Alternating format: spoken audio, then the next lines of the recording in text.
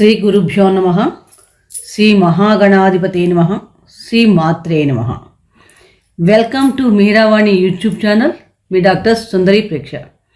ఈరోజు మనం ఈ వీడియోలో 2024 సంవత్సరం ఎలా ఉండబోతోంది అనే విషయం తెలుసుకుందాం. ముందుగా ప్రేక్షకులందరికీ కూడా నూతన ఆంగ్ల సంవత్సర శుభాకాంక్షలు. సహజంగానే మనం ఫలితాలు తెలుగు దాని ప్రకారం ఉగాది నుంచి మనం ఉగాది దాకా చెప్పుకుంటాం. చాలామంది ఈ సంవత్సరం ఆంగ్ల సంవత్సరం ప్రకారం కూడా చెప్తే డిసెంబర్ దాకా, జనవరి నుంచి డిసెంబర్ దాకా ఎలా ఉండబోతోంది అనే విషయాలు చెప్పడం వల్ల ఈ వీడియో చేయడం జరుగుతుంది. అంటే కొత్త సంవత్సరం వస్తోందంటేనే అందరూ ఎదురు చూసేది గత సంవత్సరం కంటే ఈ సంవత్సరం ఎలా ఉండబోతోంది, ఆర్థికంగా చాలా బాగుంటుందా, ప్రమోషన్స్ వస్తాయా, వృత్తిపరంగా ఆరోగ్యం ఎలా ఉంటుంది, వివాహ యోగాలు, అవివాహితులు ఎవరైనా ఉంటే వారికి వివాహ యోగాలు కలిసి వస్తాయా అని ఎదురు చూస్తుంటారు. అలాగే విద్యార్థులు విదేశాల్లో చదువుకునే వాళ్ళకి విదేశీ యోగాలు అనుకూలిస్తున్నాయా, ఇలా అన్ని విషయాలు భవిష్యత్తు ఎలా ఉండబోతుంది ఒక ఆతృత ఉత్సాహం కూడా ఉంటుంది. ప్రతి వాళ్ళకి తెలుసుకోవాలి ఎలా ఉండబోతుంది, మనం ఎలా ప్లాన్ చేసుకుంటే కనుక ఈ సంవత్సరం అంతా మనం సక్సెస్ఫుల్గా మనం వెళ్ళగలుగుతాం అనే విషయాలు కూడా తెలుస్తుంటాయి. సహజంగా సంవత్సర ఫలితాలు చెప్పేటప్పుడు ఎక్కువ కాలం రాశిలో ఉండే గ్రహాల ఆధారంగా చెప్పడం జరుగుతుంది. మనం జనరల్గా సహజంగా ప్రతి నెలా కూడా మాస ఫలితాలు చెప్పుకుంటూ ఉంటాం. రవి, బుధ, శుక్ర మార్పుల ప్రకారం, దినఫలాలు అన్నవి చంద్ర మార్పుల ప్రకారం, చంద్రగ్రహం గమనం ప్రకారం కూడా చెప్పుకుంటూ ఉంటాం. ఈ సంవత్సర ఫలితాలు మటుకు ఎక్కువ కాలం రాశిలో ఉండే గురువు, రాహువు, కేతువు, శని వీటి సంచారం ఎలా ఉండబోతోంది, ఈ సంచార ప్రకారం ద్వాదశ రాశుల వారికి ఈ 2024 సంవత్సరంలో ఎటువంటి ఫలితాలు ఇస్తున్నారు అనే విషయాలు మనం ఈ వీడియోలో తెలుసుకునే ప్రయత్నం చేద్దాం. ముఖ్యంగా గోచార గ్రహాలు ఏ రాశుల్లో సంచరిస్తున్నాయో చూస్తే కనుక మేషరాశిలో గురువు ఏప్రిల్ 30 దాకా సంచారం చేస్తాడు. మే 1వ తారీఖు నుంచి రాశి మారి వృషభ రాశిలో సంచారం చేస్తాడు. కన్యలో కేతు సంవత్సరం అంతా సంచారం, కుంభంలో శని కూడా సంవత్సరం అంతా సంచారం చేస్తాడు, మీనంలో రాహువు. అలాగే మే, జూన్, జూలై నెలలో శని కొంచెం వక్రిస్తాడు మధ్యలో. సహజంగా సంవత్సరం అంతా కూడా శతభిష నక్షత్రంలోనే శని సంచారం కూడా ఉంటుంది. సంవత్సర ప్రారంభంలో రవి, కుజులు, బుధుడు ధనుసు రాశిలో సంచారం చేస్తున్నారు. ప్రతి నెల కూడా రవి రాశి మారుతూ ఉంటాడు. దాని ప్రకారం మనం మాస ఫలితాలు చెప్పుకుంటూ ఉంటాం. అంటే ఈ ముఖ్యమైన ఈ గ్రహ సంచార ప్రకారం ఏ రాశి వారికి ఎటువంటి ఫలితాలు ఉండబోతున్నాయి అనే విషయాలు మనం తెలుసుకుంటున్నాం. ఈ ఫలితాలు జనవరి 1, 2024 నుండి 31 డిసెంబర్ 2024 వరకు మాత్రమే వర్తిస్తాయి. సంవత్సరం ఉగాది ఫలితాలు నూతన సంవత్సరంవి, క్రోధినామ సంవత్సరంవి మనం ఉగాది తర్వాత కూడా మనం చెప్పుకుందాం. మిథున రాశి. ఈ మిథున రాశి వారికి గోచార గ్రహాలు 2024 సంవత్సరంలో ఎటువంటి ఫలితాలు ఇస్తున్నాయో తెలుసుకుందాం.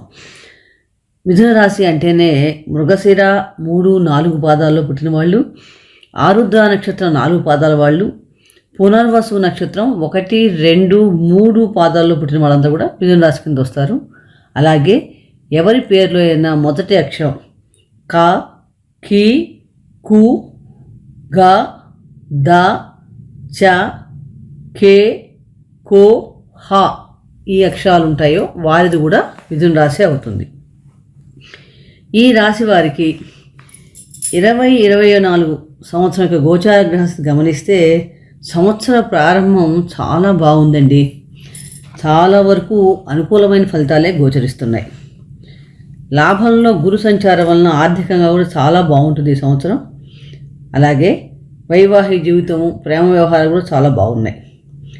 కర్మకారకుడైన శని సంవత్సరం అంతా కూడా భాగ్యస్థానంలో సంచారం చేయటం వలన, ముఖ్యంగా భాగ్యాధిపతి భాగ్యస్థానంలో సంచారం వలన చాలా కాలంగా పెండింగ్లో ఉన్న పనులన్నీ చక్కగా పూర్తి చేస్తారు ఈ సంవత్సరంలో మీరు. అలాగే సమాజంలో మీ రెప్యుటేషన్ కూడా చాలా పెరుగుతుందనే చెప్పవచ్చు. దశమంలో రాహువు, చతుర్థంలో కేతువు ఈ సంచారం వలన గృహంలో చిన్న చిన్న డిస్టర్బెన్స్ ఉండే అవకాశం కూడా కనిపిస్తుంది. సంవత్సర ప్రారంభంలో రవి, కుజులు సప్తమ భావంలో సంచారం వలన కొంచెం ఫిజికల్గా స్ట్రెస్గా ఉండే అవకాశాలు ఎక్కువగా కనిపిస్తున్నాయి. అలాగే షష్టమ భావంలో శుక్ర సంచారం వలన ఖర్చులు కూడా ఉండే అవకాశాలు కూడా ఎక్కువ కనిపిస్తున్నాయి. ముఖ్యంగా ఈ సంవత్సరంలో మీరు ఆరోగ్య విషయంలో తగు జాగ్రత్తలు తీసుకోవాలి. అలాగే ఉద్యోగస్తులు ఎవరికైనా సరే ఉద్యోగంలో స్థానం మార్పులు ఉండే అవకాశాలు కనిపిస్తున్నాయి. అంటే ఈ సమయం ఎక్కువ ముఖ్యంగా మనకి మార్చి నుండి అక్టోబర్ లోపల కొత్త అవకాశాలు కలిసి రావడం వల్ల మారటం కానీ బదిలీల వలన కానీ కూడా ఈ స్థాన మార్పులు ఉండే అవకాశం ఎక్కువగా ఉంది. అలాగే చతుర్థంలో కేతు సంచారం వలన విద్యార్థులకి కొంచెం ఈ సంవత్సరం కొంచెం ఒత్తిడికి లోనయ్యే అవకాశాలు కనిపిస్తున్నాయి. కానీ పంచమ భావంపై గురు దృష్టి ఉండటం వలన చాలా వరకు ఆ ఒత్తిడిని తట్టుకునే శక్తి కూడా కలిగి ఉంటారు. కమ్యూనికేషన్ ముఖ్యంగా మాట్లాడే విధానం కానీ ఏమైనా కమ్యూనికేట్ చేయాల్సి వచ్చినా కూడా ఆ విషయం మీకు చాలా క్లియర్గా ఉంటే కనుక చాలా మటుకు మనకి ఈ టెన్షన్స్ అవి లేకుండా ఉండగలుగుతాం. అలాగే కమ్యూనికేషన్ సరిగ్గా లేకపోతే కనుక కుటుంబంలో కూడా టెన్షన్స్ ఉండే అవకాశం ఎక్కువగా ఉంది. ముఖ్యంగా ఆరోగ్యపరంగా గమనిస్తే కనుక పూర్వార్ధంలో మన జీర్ణకోశకు సంబంధించి ఉదరకు సంబంధించిన సమస్యలతో బాధపడే అవకాశం కానీ ఊపిరితిత్తుల సమస్యలు కొంచెం ఇబ్బంది పెట్టే అవకాశాలు ఎక్కువగా కనిపిస్తున్నాయి.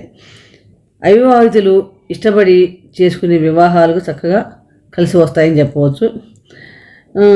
ఆగస్టు అక్టోబర్ మంత్లు చాలా బాగున్నాయని చెప్పవచ్చు. అలాగే మార్చి నెలలో కొంచెం స్వల్ప విభేదాలు వచ్చే అవకాశాలు ఉన్నాయి కాబట్టి ఈ మాసంలో కొంచెం జాగ్రత్తగా ఉండాలి.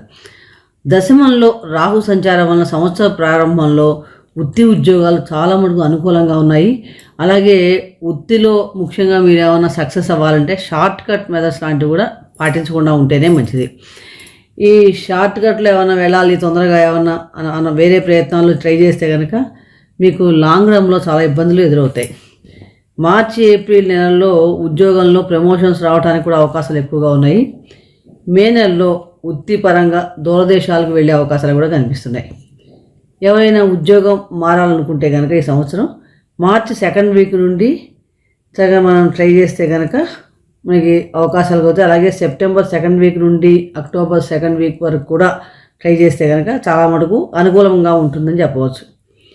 నిరుద్యోగులకు ఈ సంవత్సరంలో ఉద్యోగం లభించే అవకాశాలు కనిపిస్తున్నాయి. అంటే ట్రై చేస్తే కనుక అంటే ఉద్యోగం లభిస్తుందంటే లభించడం కాదు, మనం ట్రై చేసి మనకి సూటబుల్ అయిన అప్లికేషన్స్ పెట్టుకుంటే కనుక విజయ అవకాశాలు చక్కగా మెరుగుపడుతున్నాయి. మీకు వాతావరణం అనుకూలంగా ఉందని చెప్పవచ్చు.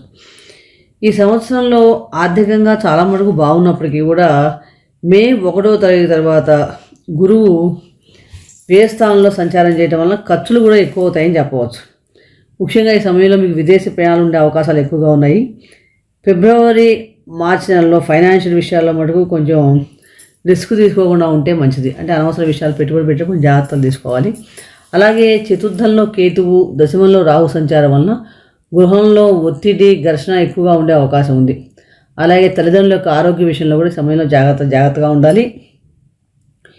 ఏప్రిల్ మరియు ఆగస్టు నెలలో కొంచెం మనకి చాలా మటుకు బాగుంటుందని చెప్పవచ్చు. సెప్టెంబర్ నెలలో ఎవరైనా ప్రాపర్టీ రిలేటెడ్ ప్రాబ్లమ్స్ ఇబ్బంది పెట్టే అవకాశం ఉంది. అంటే స్థిరాస్తి వ్యవహారాలు మనం సెప్టెంబర్ నెలలో కొనుక్కోకుండా ఉంటే మంచిది. ఎందుకంటే ఆ సమయంలో ఎటువంటి ట్రాన్సాక్షన్ చేసినా కొంచెం వాటి వల్ల ప్రాబ్లమ్స్ వచ్చే అవకాశం ఎక్కువగా ఉంది. 23 ఏప్రిల్ తర్వాత మార్చి 10 లోపల కనుక మనకి ఏంటంటే ఎవరైనా హౌస్ లాంటివి ఏమైనా కొనాలనుకున్నా ఇలాంటి వాటికి బాగానే ఉంది. అలాగే మదర్ యొక్క హెల్త్ విషయంలో కూడా కొంచెం ఇబ్బంది పెట్టే అవకాశం ఉంది ఆ సమయంలో. కాబట్టి ఇక్కడ కొంచెం జాగ్రత్తలు తీసుకోవాలి. కొత్తగా వాహనాలు ఎవరైనా కొనాలనుకునే వారికి ఈ సంవత్సరంలో ఫిబ్రవరి 23rd వీక్ నుండి మార్చి 1st వీక్ లోపల కొనుక్కుంటే చాలా బాగుంది. అలాగే జూన్ 2nd వీక్ నుండి ఎండింగ్ లోపల కానీ అక్టోబర్ నెలలో కూడా కొనుక్కోదలుచుకుంటే కనుక కొత్త వాహనాలు లాంటివి చాలా అనుకూలంగా ఉందని చెప్పవచ్చు.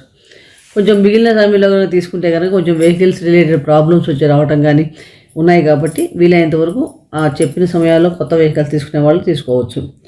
అలాగే ఎవరైనా స్థిరాస్తులు అమ్మకం చేద్దాం అనుకునే వారికి ఈ సంవత్సరంలో జూలై 3rd వీక్ నుంచి సెప్టెంబర్ 1st వీక్ దాకా చాలా బాగుంది. స్థిరాస్తులు కొనాలనుకునే వారికి ఫిబ్రవరి 2nd వీక్ 3rd వీక్ నుంచి మార్చి 1st వీక్ వరకు బాగుంది. అలాగే మార్చి 3rd week to April 1st week వరకు కూడా చాలా బాగుంది. అలాగే సెప్టెంబర్ చివరి నెలలోను మరియు అక్టోబర్ నెలలో కూడా చాలా లాభదాయకంగా ఉంటుంది. అంటే ఈ సమయంలో ఎవరైనా స్థిరాస్తులు కొనాలనుకుంటే కనుక కొనడానికి ట్రై చేస్తే చాలా మంచి ఫలితాలు వస్తాయని చెప్పవచ్చు. ఇక మన ఆరోగ్యపరంగా చూస్తే ఈ సంవత్సరంలో మిథున రాశి వారికి మే నుంచి ఆగస్టు వరకు చాలా మటుకు బాగుంది. ఈ సంవత్సరం అక్టోబర్ నవంబర్ నెలలో సహజంగా కొంచెం కాళ్ళకి నొప్పులు రావడం కానీ నేత్ర సంబంధించిన సమస్యలు ఇబ్బంది పెట్టే అవకాశాలు ఉన్నాయి. అంటే 2024 సంవత్సరంలో ఆరోగ్యపరంగా కొంచెం హెచ్చుతగ్గులు గోచరిస్తున్నాయి కాబట్టి మొదటి నుండి కూడా మీరు హెల్త్ విషయంలో కొంచెం జాగ్రత్తలు తీసుకోండి. మొత్తం మీద మిథున రాశి వారికి చాలా మటుకు అనుకూలంగా ఉంది. మరింత అనుకూలమైన ఫలితాలు కావాలంటే కనుక ప్రతిరోజు కూడా మీరు విష్ణు సహస్రనామ స్తోత్ర పారాయణ చేయడం, అలాగే దానిమ్మ చెట్టుకి మంగళవారం నాడు నాటడం కానీ, దానిమ్మ పండ్లని ఆహారంగా తీసుకోవడం వల్ల కూడా చాలా మటుకు మేలు కలుగుతుంది. అలాగే గురు మంత్ర జపం చేయడం వలన చాలా మటుకు ఉత్తమమైన ఫలితాలు పొందడానికి అవకాశం ఎక్కువగా ఉంది. మరొకసారి ప్రేక్షకులందరూ కూడా నూతన ఆంగ్ల సంవత్సర శుభాకాంక్షలు. ఈ వీడియో మీకు నచ్చినట్లయితే లైక్ చేయండి, షేర్ చేయండి, సబ్స్క్రైబ్ చేసుకోకపోతే సబ్స్క్రైబ్ చేసుకోండి. మరొక రాశి గురించి మరొక వీడియో తెలుసుకుందాం.